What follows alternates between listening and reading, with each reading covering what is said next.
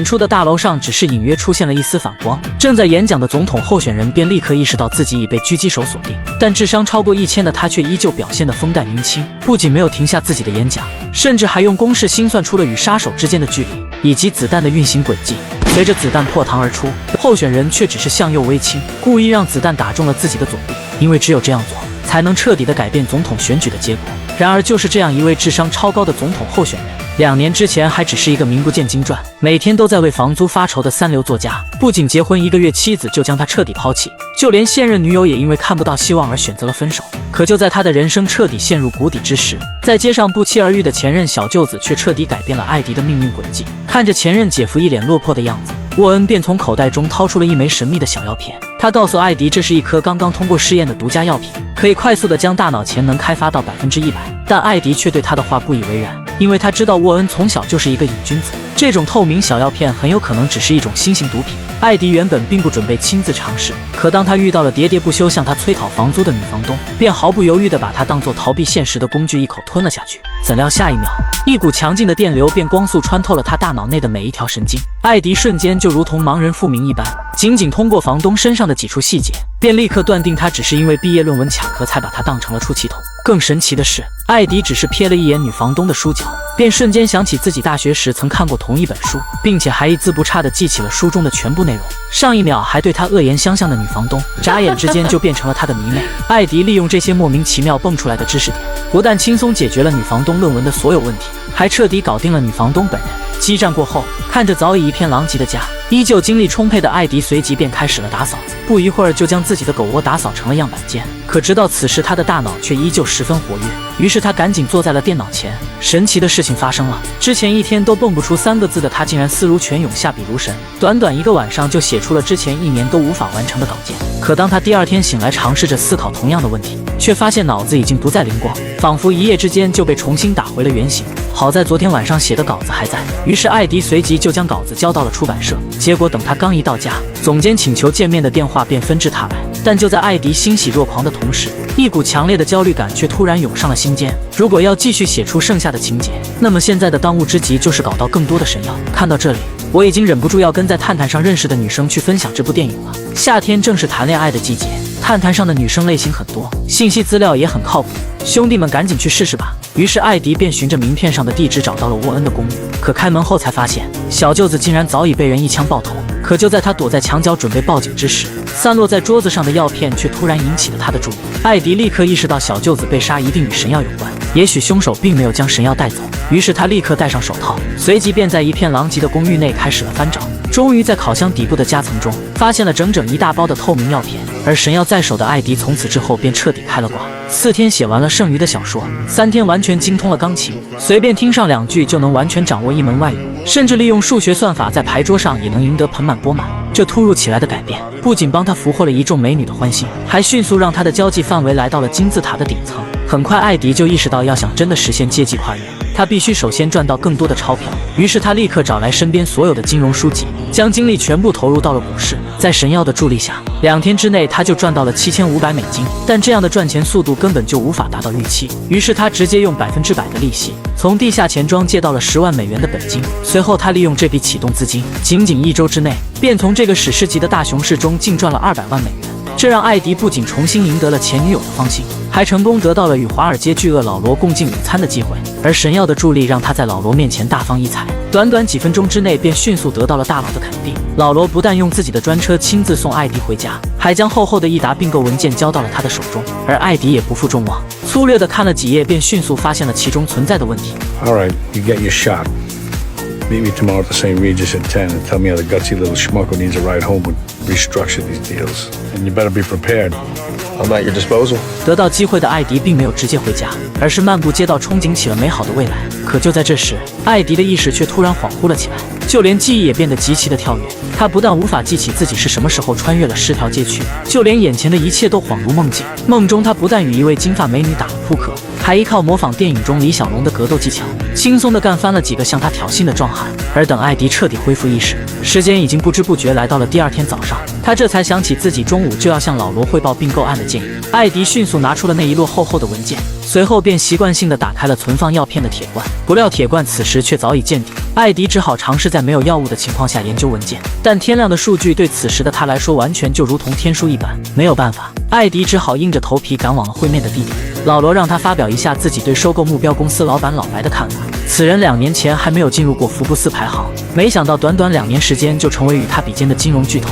可大脑一片空白的艾迪非但没有任何见地，还极其不礼貌地将注意力转移到了大堂内的电视。原来此时新闻上正在报道一起酒店凶杀案，而被害人正是昨晚与他打过扑克的金发女郎。 You're not one of those kind of guys, are you, Eddie? We lose you if there's a screen in the room?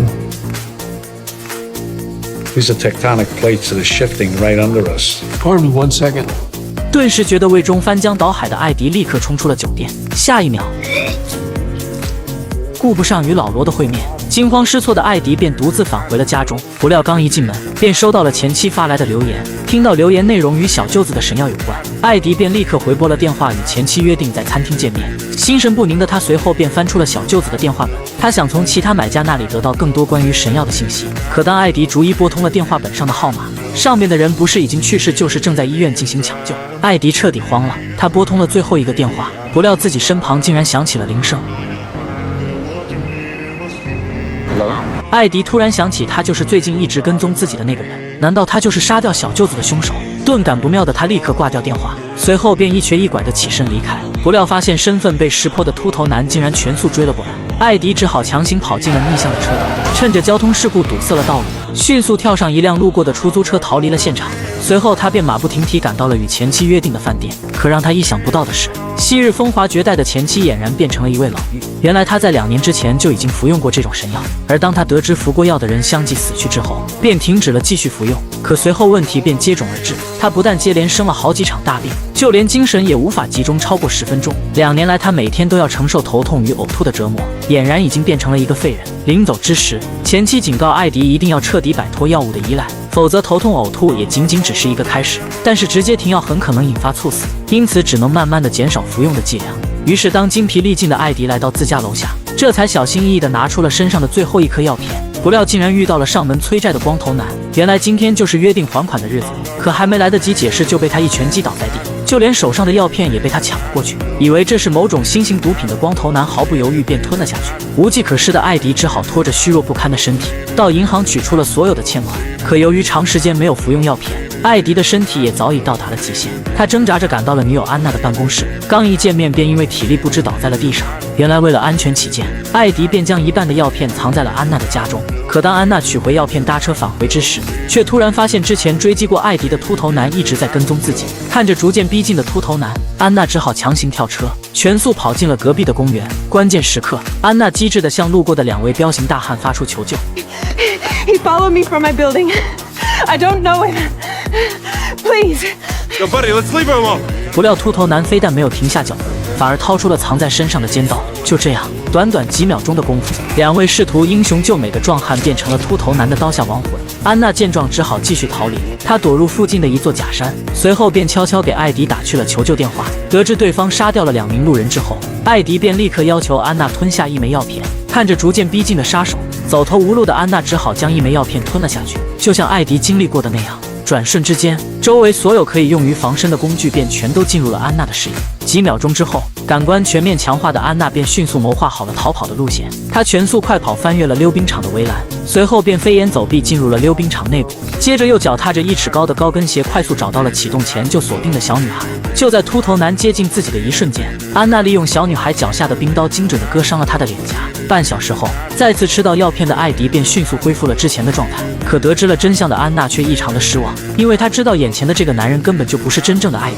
艾迪立刻向她保证自己会尽快摆脱药物依赖，但理智的安娜还是再次选择了离开。这时艾迪才突然发现，早就收到欠款的光头男竟然还在跟踪着自己。原来体验过神药快感的他也打上了药片的主意。他威胁艾迪立刻给他足够的药片，否则就会让他随时都有领盒饭的危险。艾迪只好拿出了几颗应付了过去。不堪忍受威胁的艾迪第2天便找来了2位保镖，24小时形影不离地跟在自己的身旁，还豪掷850万美元购买了一座安保超强的豪宅。之后经过了一段时间的观察，艾迪发现每天只要准时服用相同的剂量，并且不再饮酒，就不会出现其他的症状。同时为了能够随时吃上神药应急，他还专门定做了几套增加了暗带的西服，不仅如此，他还花费200万美元聘请了一名顶尖药剂师，并且要求对方在6个月内复制出一模一样的神药。而重新焕发活力的艾迪很快就再次取得了老罗的信任，被他重新任命为了并购谈判的中间人。可出乎意料的是，对面的老白竟然比大他10岁的老罗都要苍老，就连行走也必须依靠拐杖。好在并购谈判进行得十分顺利，只要协议达成，艾迪就能立刻获得4500万美元的报酬。可即将报复的喜悦还没有持续多久，正在调查金发女死亡案的 FBI 便主动找上了门。The witness identified the Maria Winberg suspect as this person. 为了摆脱嫌疑，艾迪立刻动用超能力请来了纽约最强的刑辩律师，可不料还是走漏了风声。光头男不仅通过警局的关系打听到了艾迪涉嫌谋杀，并且还以曝光此事为要挟，要求艾迪必须定期为他提供足够数量的神药。更糟的是，本已接近达成的并购案也出现了岔子。签约仪式当天，老白迟迟没有出现，原来他突发重病，被紧急送往了医院进行急救。原本今天就能完成的并购案也只能无限期搁置。本以为这只是老白一方反悔的说辞，可当他看到了接送老白妻子的司机，瞬间就搞清楚了整个事件的来龙去脉。因为眼前的这位司机不是别人，正是追杀过自己与安娜的秃头男。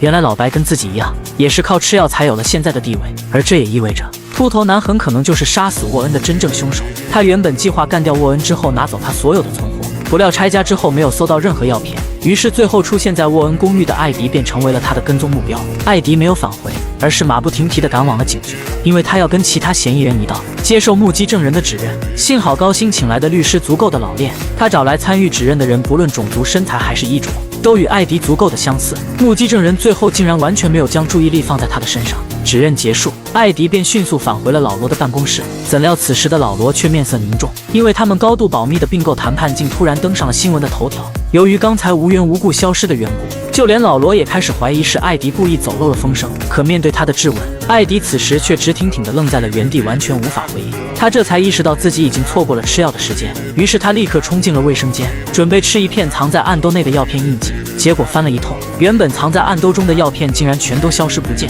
就在艾迪不知所措之时，前台突然送来了一个光头男邮寄的包裹，打开一看，却发现里边放着的竟是2个保镖的手掌。被吓尿的艾迪随即便带着包裹赶往了自己的豪宅。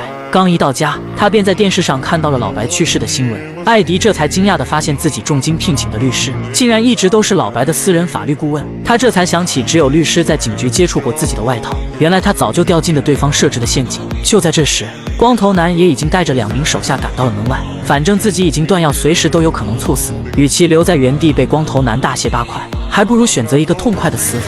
可就在他即将从天台跳下的前一刻，求生的本能却再次将大脑激活。他瞬间想到之前存放药片的铁罐中很可能还有一片神药，于是他赶紧翻箱倒柜，终于在一大堆箱子中找到了铁罐，里边竟然真的还有一片。不料此时光头男也闯了进来，艾迪一个踉跄，最后一片神药也彻底掉进了天台的缝隙。绝望的艾迪随后便全速冲向了天台，但还是被光头男的手下给拖了回去。随后他便向艾迪展示了一种全新的吃法，他将药片装入针管溶成液体，随后便注射进了自己的静脉血管，这样就能让药效更加持久。Can you tell me where the rest is? I'm plumb out. 眼看艾迪死活不肯交出神药，于是光头男便指示2名手下到里屋搜查，自己则准备来一个刑讯逼供。可就在他一脸炫耀地亮出自己的修脚套装之时，艾迪也悄悄捡起了一旁的水果刀，而等他刚一靠近，艾迪便先发制人，直接将长刀捅进了光头男的心脏。很快光头男便因为失血过多倒地而亡。看着光头男流出的血液，艾迪顿时有了一个大胆的想法。很快受到神药刺激的艾迪便再次满血复活，他快速扫描四周，迅速找到了脱身的方法。与此同时，光头男的手下终于发现了保险箱，可费尽9牛2虎之力打开后才发现里边放着的只有2个保镖的手掌。手下恼羞成怒地将艾迪拽起，怎料下一秒，经过一番斗智斗勇，艾迪最终成功干掉了光头男的2个手下。随后他赶到医院，找到了独自守在病房外的秃头男。现在老白已死，艾迪对他也已经不再是问题。他告诉对方老白的律师早就偷走了自己的神药，于是忠心的秃头男便一气之下直接干掉了律师，而艾迪则趁机找回了剩余的神药。1年之后，弃商从政的艾迪顺利当选了共和党的总统候选人。这天竞选总部突然来了一位医药界的神秘金主，而当他走进办公室，却发现这个所谓的金主竟然就是老罗。 The Senate? Who knows?